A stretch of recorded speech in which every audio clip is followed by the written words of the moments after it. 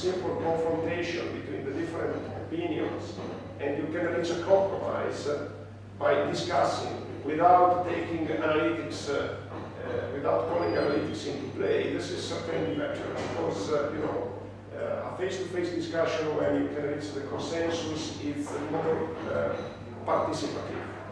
Because once that you turn to mathematics, you know, some people may feel afraid because they can't follow you, and they may feel that they are taking a role that for which they are not fit. And this is not good in general, in order to have reaching consensus. When you discuss, instead, you know, all the people feel involved and they can freely say what they have to do. So this is certainly the best way to follow, but in some cases you will see that you can't reach the consensus, because if you don't find a good rationale to convince people that your opinion is the best way forward, you know, if you don't find it, you may end up with a conflict which you cannot resolve. And therefore, the next step is to try to turn to analytics, but still by trying to keep the method simple, reduce the number of indicators, reduce the difficulties related to identifying through pairwise comparison a consistent matrix. So, as I said, reduce the number of indicators. If you have technical issues that allow you to restrict the range, as I said, of the possible alternatives, just bring forward the technical issues, and by avoiding the introduction of additional indicators, if there is a technical explanation and an objective explanation that allows you to avoid. And also keep in mind that you should always keep the behavior of the referee. You should be very objective. And this makes a huge difference. If you are called to resolve a conflict and you look biased, you have no hopes, whatever method you use. So looking unbiased and looking very respectful of the opinion of people helps a lot. So there are some people who are convinced that when you have to reach consensus, you have to impose your view. And this is not my convincement. Of course, this is very subjective.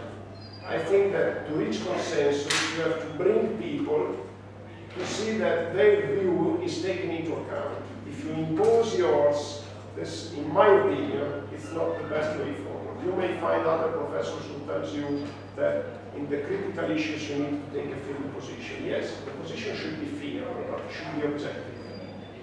And if just imposing your view without proving that it's unbiased and objective, it's hopeless, in my opinion. So basically, it's very important that you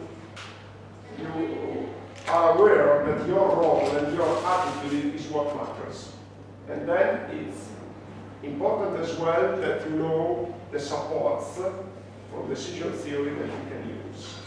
But it is extremely important, again, that you are unbiased and that you remind that we are not mathematicians, we are engineers, and we have to speak with people not about mathematics, but about practical issues, hydropower plants, water resources management. Our language should always be related to the context.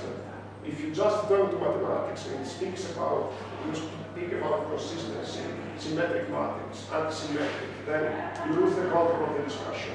Because these people want the discussion is always related to the context. And again, your behavior is extremely important. So please don't assume that you always have to use these. And in practice, I was involved in some difficult decisions, and I tell you, in some cases, I used this, like in the case of the power plant, for which we wrote the paper. But in the majority of the cases, I had to try to reach the consensus. I thought it was much better to try to reach the consensus by convincing people, by looking objective, and by discussing. And keep in mind that many times there are simple solutions to very big problems. And sometimes who is in charge of taking the decision doesn't realize that. And sometimes to make people quiet is just enough to give them just a very small recognition of their expectations. And if this is the case, why not?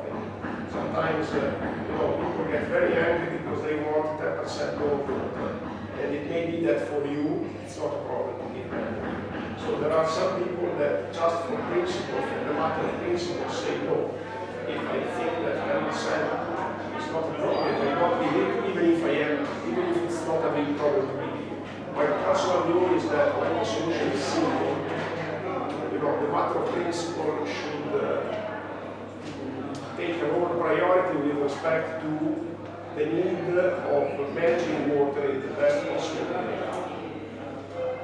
Okay, now I will propose to make a break, and in the next hour I just try to change the matrix. I'm saying this because I understand that you are busy, so if you want not to attend the final hour, this is fine to me. I'm not explaining any more news, just changing the matrix and showing that by taking a different behavior you end up with a different decision.